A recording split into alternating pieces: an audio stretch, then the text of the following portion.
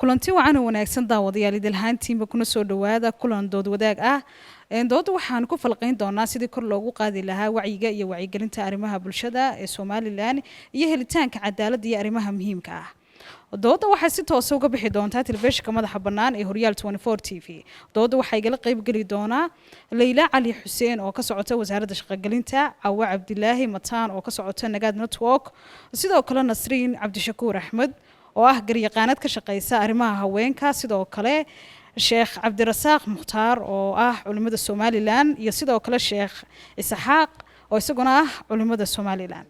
doodan waxay leedahay waji kale dooda waxa su'aalo weydiin doona dadweynaha ka soo qayb galay madashan kadibna waxay weydiin doonaa martida halkan noo fadhida kadibna iyaga ka jawaabi doona si toos ah hadaan dooda u guda galo su'aasha aan ugu horeysa aan siiyo umal khayr Ismaaciil Cabdiraxmaan soo weydii su'aasha noona bilow barnaamijka waxaan weydiin doonaa su'aashan soo wado Sheekh Cabdirasaaq sheekh waxaad noo sheegtaa diinteena islaamku xuquuqiyaadka ay ka qabto shaqada dumarka marka laga reebo ta gurigooga bismillaahir rahmaanir rahiim alxamdulilaahi rabbil caalamiin sallallahu ala nabiyina muhammad wa ala alihi wa sahbihi wa sallam wa ba'd assalaamu calaykum waraxmatullaahi wabarakaatuh ilaahay baynu u mahadnaqaynaa codka korna ugu qaad sheekh waa ilaahay baynu u mahadnaqaynaa isugu keenay bartan amnigaynu halkan ku fadhino inay siiyey waxaynu mahadnaqaynaa TV-ga caalamiga ee Horyaal 24 TV iyo halwadeennada iyo ka soo qaybgalayaasha iyo agaasimka iyo ka qaybgalayaasha dooda intaa kadib haddaynu u nimaadno qodobka iyo su'aasha aynu weydiisay walaasheen dumarka iyo xuquuqda ilaahay uu siiyey gaar ahaan marka laga yimaado guriga xuquuq badan baa ilaahay uu siiyey dumarka xuquuqda ilaahay uu siiyey ee guriga marka laga yimaado waxaa ka mid ah waxbarashada ka mid ah gabadhu waxay ka soo baxaysaa gurigeeda si ay wax u barato waxa kale oo ka mid ah marka laga yimaado guriga shaqadii baa ka mid ah oo dumarka ilaahay waxa u baneeyay inay shaqayso iyadoo shuruud loo eegayo shuruudda waxaa ka mid ah inay gabadhu tahay muxajaba ay xijaabato jidhkeeda ay asturto shuruudda waxaa kaloo ka mid ah inaan iyadu wax fitnaynayn shuruudda waxaa kaloo ka mid ah inaan iyada lagu fitnoobayn intaa haddii la helo gabadhu gurigeeda waa ka soo bixi kartaa hawlaha adduunna waa u soo bixi kartaa innaga halkan fadhinaaba gurigeena waanu ka nimi waxaynu iskugu nimina waa inaynu kala faa'iidaysano halkaa waxaynu u nimina waa dooda iyo saynu kala faa'iidaysan lahayn marka islaamku halkuu dhigay gabadha diin kaloo dhigtay ma jirto gabadhu markii hore waxay ahayd wax la dhaxlo gabadhu waxay ahayd markii hore mid la fogeeyo gabadhu waxay ahayd markii hore mid la adoonsaday ahayd islaamku markii uu yimi wuxuu ka dhigay taaj aad u sarreeya ama wuxuu ka dhigay boqorad marka islaamku meel sare ayuu dhigay gabadha diin dhigtay halka islaamku uu dhigay oo maanta jirtaana ma jirto waa tahay waxaan filayaa umal khayr maxay hidid jawaabtii waad qabtaa su'aashayda haddii aan ku sii socdo su'aashan waxaa iska leh Raxma Maxamuud Axmed adiga oo ku daraya qofka aad weydiinaysid السلام عليكم ورحمة الله وبركاته magacaygu waa Raxma Maxamuud su'aashayda waxaan weydiinayaa waxa weeyaan Awa Cabdilaahi Mataan su'aashayda waxa weeyaan waqtiyada ololaha ama doorashooyinka dumarku badanaa isma taageeraan maxaad isleedahay weeyaan sababtu bismillaahi raxmaani raxiim su'aasha ay Raxma weydiisay haddii aan isku dayo oo ahayd dumarku isma taageeraan waqtiga doorashooyinka ama ololaha maxaa u sabab ah kulli waxaan u maleynayaa in dhowr waxyaalood u sabab yihiin markiina hore oo bahalkii dhaqankeena oo ahaa inaanay dumarku ka qayb gelin siyaasadda iyo arrimaha meelaha lagaga talinay masiirka ummadda arrintaas dhaqan ahaaneed oo ay salka ku hayso awgeed taas waa ka mid waxa jirta mid kale oo ah in dumarka iyaga laftirkoogu aanay jirin inay isku qabaan kalsooni aad u badan oo marka laga imaado siyaasadda ka sokow adeegyada bulshada ee caadiga ah marka ay dumarku fulinayaan ay laga yaabo inay ka doorbidaan inay u tagaan dumarka kale ay taasina ay muhiim tahay inay dumarka dhexdoodu dhammaantood ay kalsooni isku sameeyaan ay kalsoonidooda dhisaan iyagu istaageeraan si loo helo si ay u fulin karaan adeegyada bulshada si ay uga qayb qaadan karaan masiirka ummaddan waa saddexaad mid kale ayaa jirta oo iyaduna madmadow fara badan ku jiro waxaan ognahay waxaan nahay ummad islaam ah oo diinta islaamka ayaana ina xadida oo inoo sal ah waxaa jira waxyaalo fara badan oo dumarka u bannaan iyo waxyaalo fara badan ragga u bannaan taa laftirkeega qayb bay ka qaadanaysaa oo waxaa jirta marka laga imaado marka la leeyahay dumarku siyaasadda ka qayb galaan oo masiirka ummadda ka taliyaan in diin ahaan marka laga imaado madaxweynaha oo la isla waafaqsan yahay inta kale ee ka soo sokeysay hadday noqoto baarlamaankii wasiiradii weli ma hayno bayaan cad oo ay culimadeenu ka soo saartay ay leeyihiin way u bannaan yihiin waxaas iyo taas way qaban kartaa dumarku ay dhammaantood ka wada midaysan yihiin taa laftirkeega madmadowga faraha badanna ku jira waxaan u malaynayaa inay ka qayb qaadan karayso inay dumarkii ay u codeeyaan dumarkii kale waayo kalsoonidoodii ay ku qabeen ee diineed iyo tii dhaqan ahaaneed iyo tii dhexdooda ee ku qabeen kalsoonidii dhexdooda oo aad u yar saddexdaa arrimoodba aad bay uga qayb qaadanayaan baan filayaa waa tahay aad baad u mahadsan tahay waxaana filaya inay su-aashaasi ka dharagsan yihiin su-aashan haatan waxaa iskale Shukri Cabdi Axmed su-aashana raaci qofka aad weydiinaysid magaciisa su-aasheeda waxaan weydiinayaa garyaqaanad Nasriin information ay nala wadaageen maxay ahayd booliska Soomaaliland ayaa waxay sheegeen 4 sano aynu soo dhaafnay in kaysaska reebka la diiwaangeliyay ay ahaayeen 538 halka dadka tacadiyada ay geysanaya ama raggii falalka geysanaya ay ahaayeen iyagana tiradooda 616 waxaa jirta sidoo kale maxay ahayd haweenka oo dhibanayaalka marka qaar oo loo geysto dil marka maxay lawyer ahaan ma noo sheegi karta si caqabadaha looga gudbi karo sidoo kale haweenkaasi tacadiyadaas maxay ahayd ku dhacaan ama reebka ha noqoto ama dilka ha noqoto ee sidee bay cadaalad u heli karaan horta kiisaska noocaas ay nala wadaageen boolisku waxa weeyaan waa halka u horeysa ay soo maraan waa xog ay iyagu hayaan ay nooga waroon yihiin sidoo kalena kiisaska kufsiga marka laga hadlayo kufsiga qaranka dhibana ka ah maadaama qaranku dhibana ka yahay warbixinta u badan waxa naga siin karaa waxa weeye booliska iyo xafiiska xeerlaanta ayaa laga ogaan karaa tirada guud eedeysanayaasha iyo dhibanayaashaba marka tiradaas aan waxaan qabaaba 4 sano la soo dhaafay ka garyaqaan ahaan inay kaba badan tahayba oo inta la soo bandhigay inta la xaliyay ee aan la soo bandhigin ay la mid tahay leeg tahay saan anigu qabo fikirkayga gaar ahaaneed haddii aan u gudbo xalka waxa jirtay in la sameeyay xeer 2018 uu golaha wakiilada iyo guurtiduba baas gareeyeen madaxweynuhu saxeexay faafin rasmiya ku soo baxay kadib culimo badan ku kacday bulshaduna aanay aad uga falcelinin oo aanay u arag inuu dantooda yahay xeerkaas waa la joojiyay 2020 dib loo soo celiyay isagoo bedelan oo waji kala leh kuna jirto magaciina laga bedelay oo xeerka xakamaynta wuxuu ahaa xeerka xakamaynta kufsiga iyadoo waxa la keenay loo bixiyay xeerka kufsiga iyo sinada 2020 ayuu dib u soo noqday xeerkaasi waxa weeyaan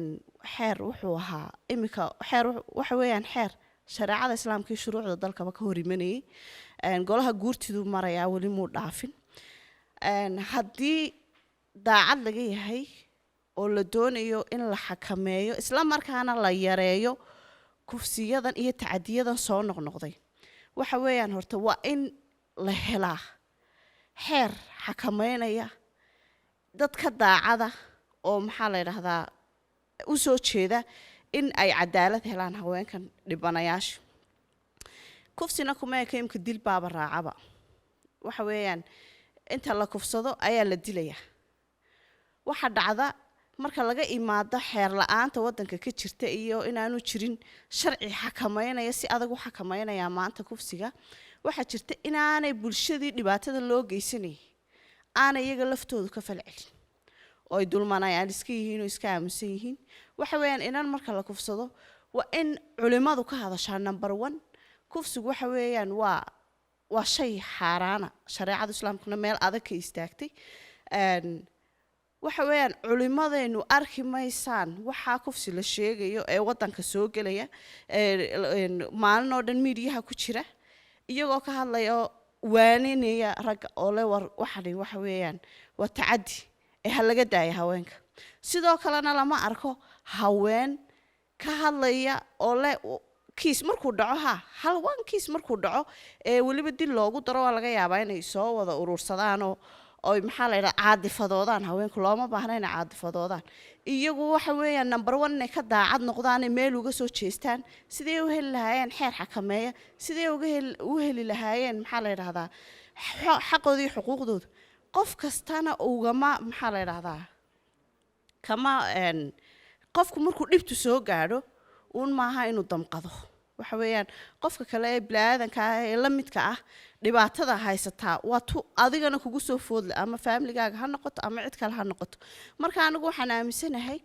in horta kufsiga sababaha lagu yareyn karaa amaba lagu dabargoyn karaa ay tahay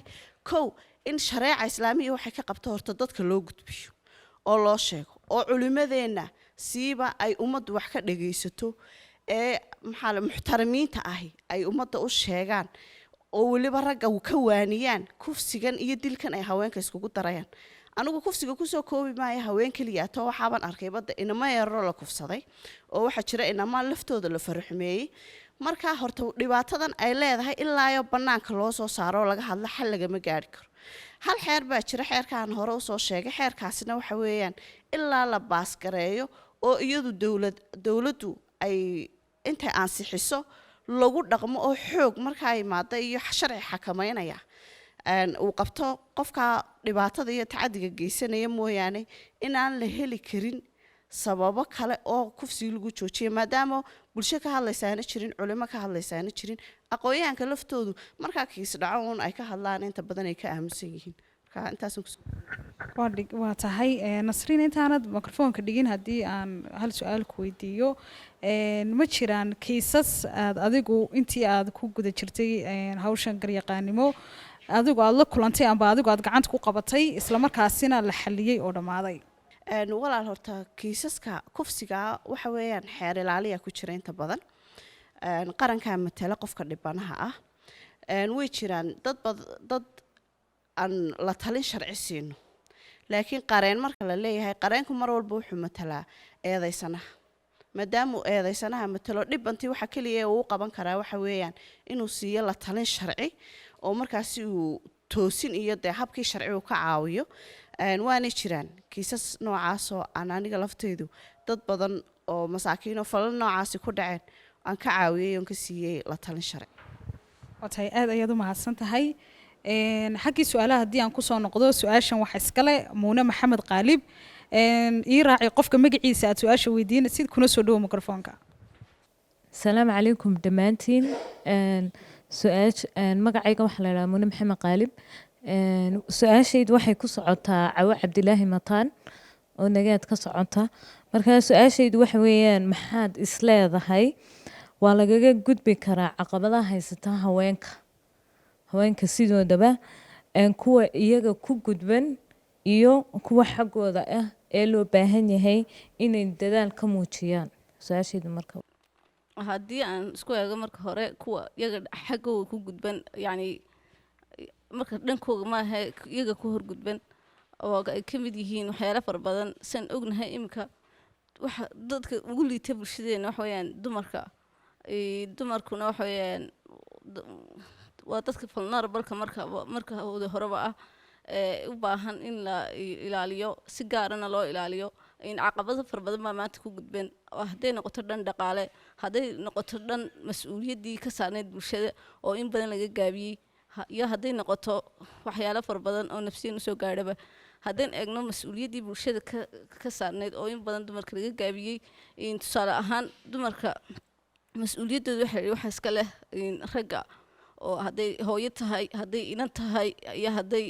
halkii walaal tahay intaba raggaa iska leh markay inanta tahay aabihii iyo walaalkii baa ka mas-uula markay gabadha noqoto ninkii baa ka mas-uul ah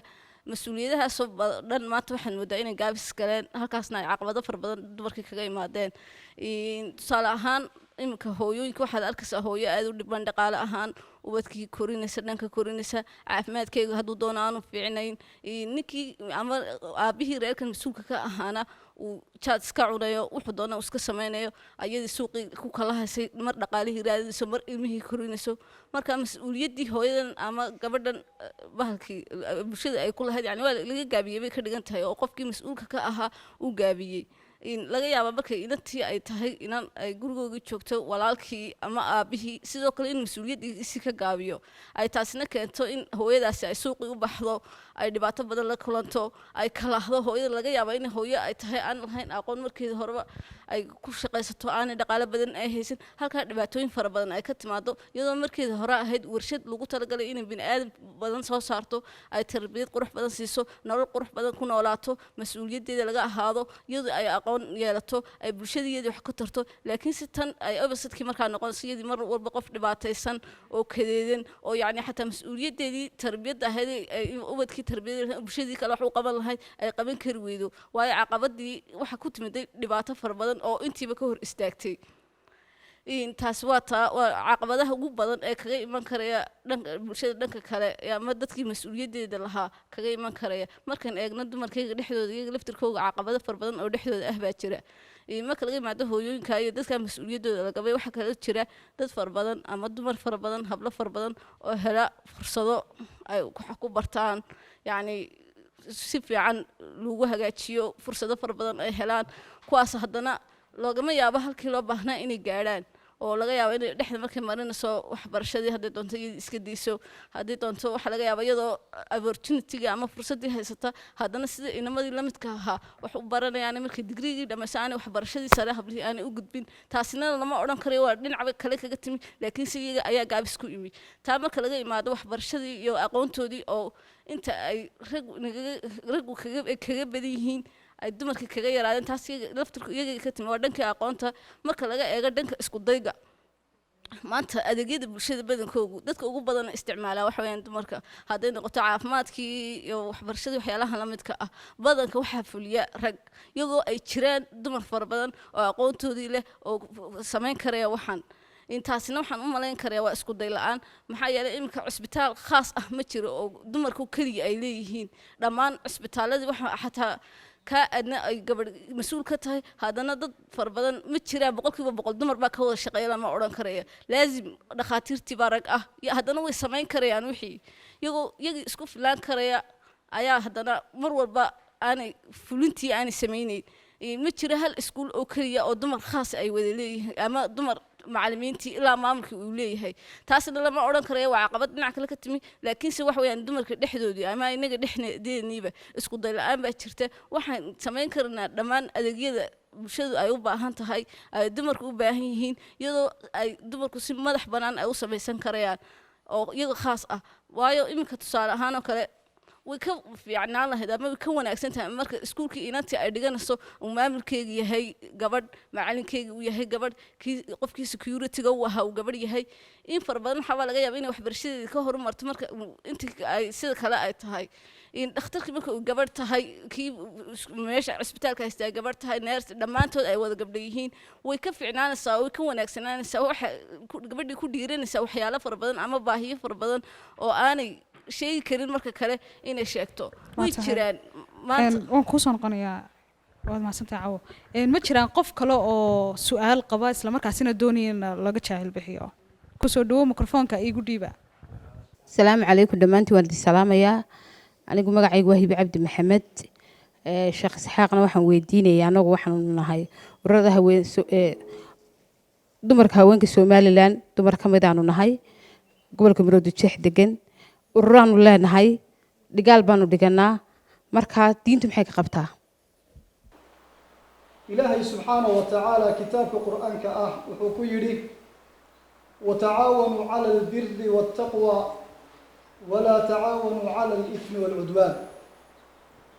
isku kaashada alla kacabsiga iyo samafalka iyo wanaagga dembiga iyo xadgudubkana ha isku kaashanina inay xaafaddu ay iska warhayso oo la iscaawiyo ajar weyn ayaa ku jira weliba gaar ahaana dadka masaakiinta o dhan nabiyullaahi moxamed calayhi salaatu wassalaam xaasaskii uu qabay waxaa ka mid ah saxaabiyadii zaynab ee uu rasuulku u bixiyey umulmasaakiin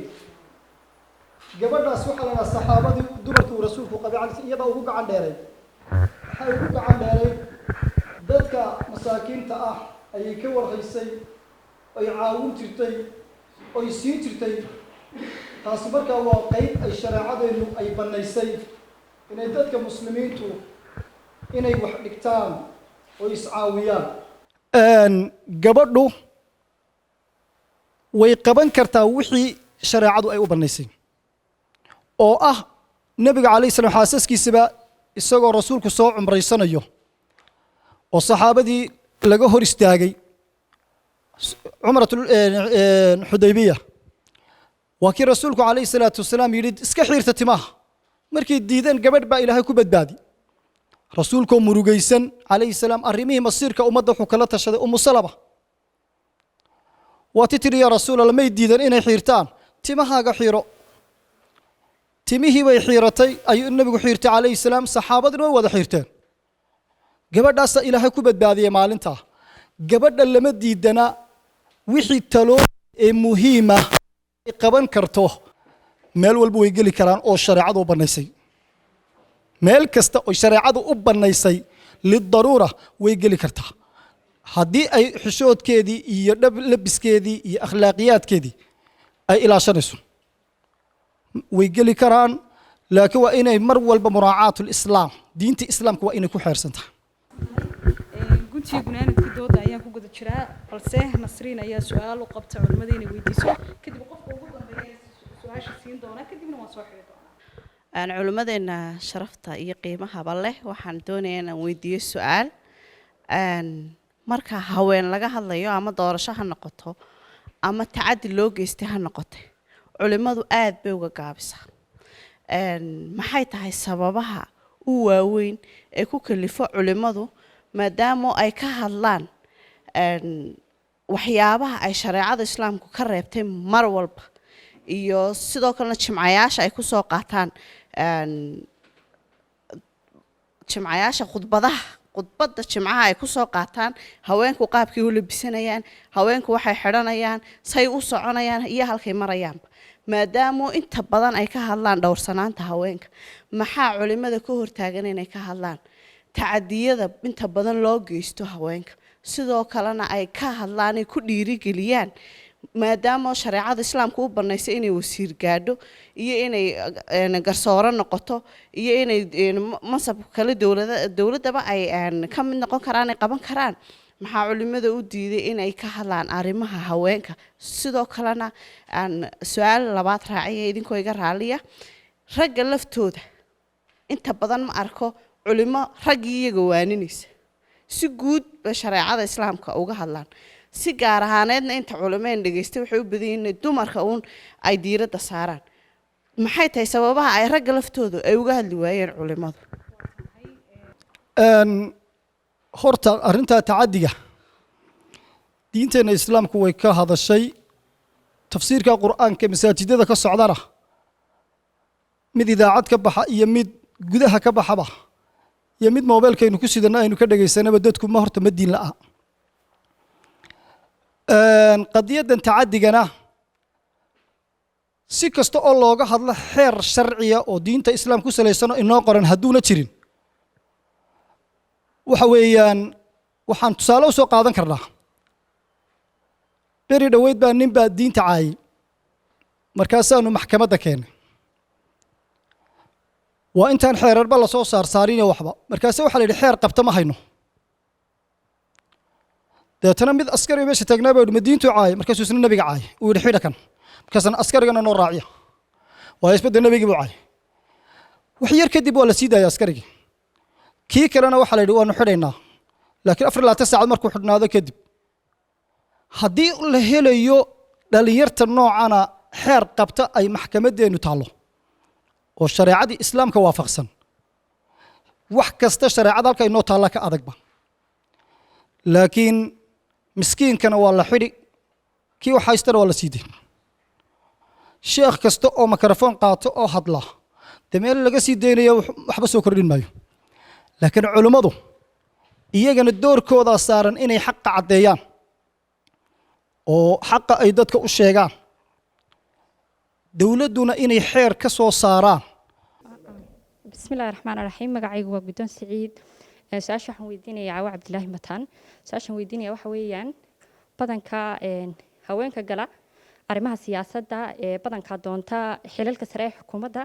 ama kuwa isku sharaxa golayaasha xeerdejinta waxaan ognahay badanka inay yihiin haweenka waaweyn ee mar hore wax bartay haddaba maxay tahay sababta ay uga qayb noqon waayeen haweenka qaybihiisii kale tminis yani dhalinyaradii iyo haweenka qaybihiisii kale maasantiin cawa la weydiiyey mikrofoonka lagu soo dhiibo adigoo kusoo dhawaanaya cawi su-aasha lagu weydiiyey soona koobaya oo waqtiga ilaalinaya su-aasha oo ahayd maxay haweenka dhalinyarta ama da-aha dhexe uga qaybgeli waayeen siyaasadda ama ganacsiga ama xilal u doonan waayeen iyadoo badanka ay galaan siyaasadda ama ganacsiyada waxyaalaha ku jiraan haweenka da-da waaweyn run ahaanta waxaan odhan karaa kama marna haweenka dhalinyarta ama da-da dhexe ah laakiinse si dadban ayay ugu jiraan waan ognahay dumarku markay da dhexe ama ay dhalinyar yihiin waxay ku jiraan reproductive age waa da-dii ay wax soo saarayeen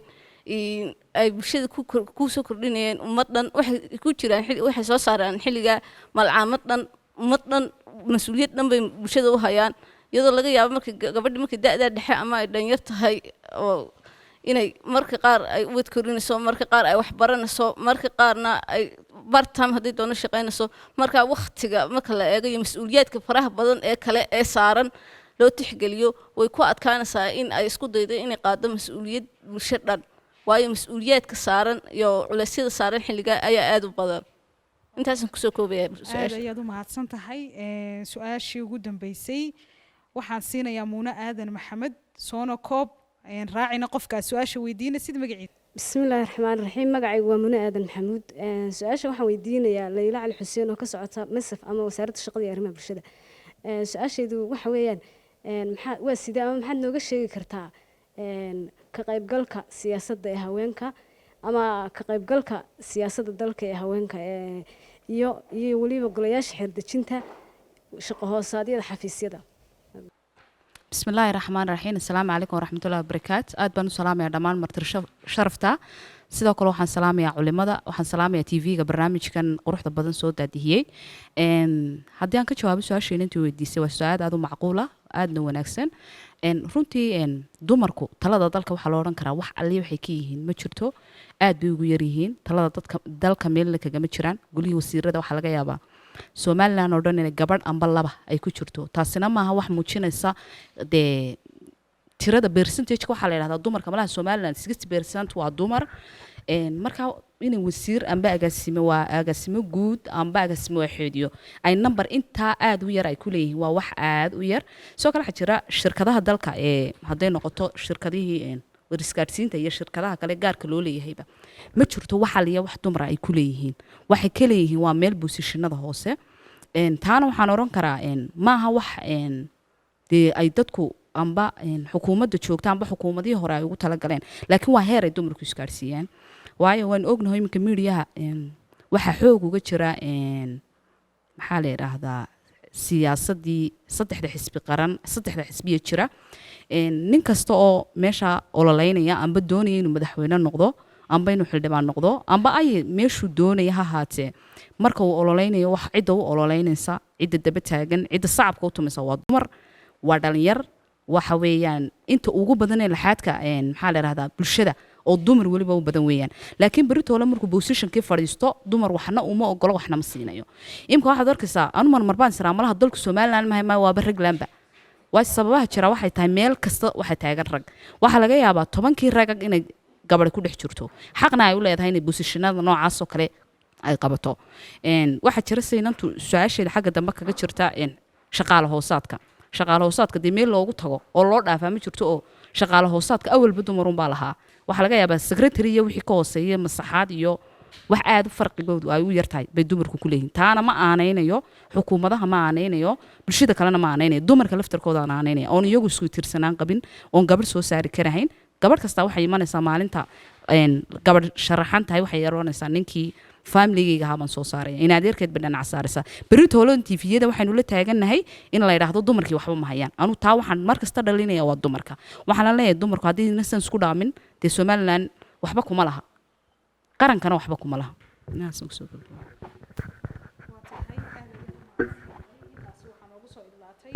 dood wadaag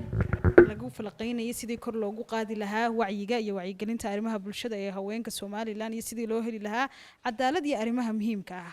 dooda waxaad ka daawanayseen telefishinka madaxa bannaan ee horyaal 24 t v dooda waxaa igala qayb galay xubnaha kale ah Leyla Cali Xuseen oo ka socota wasaaradda shaqagelinta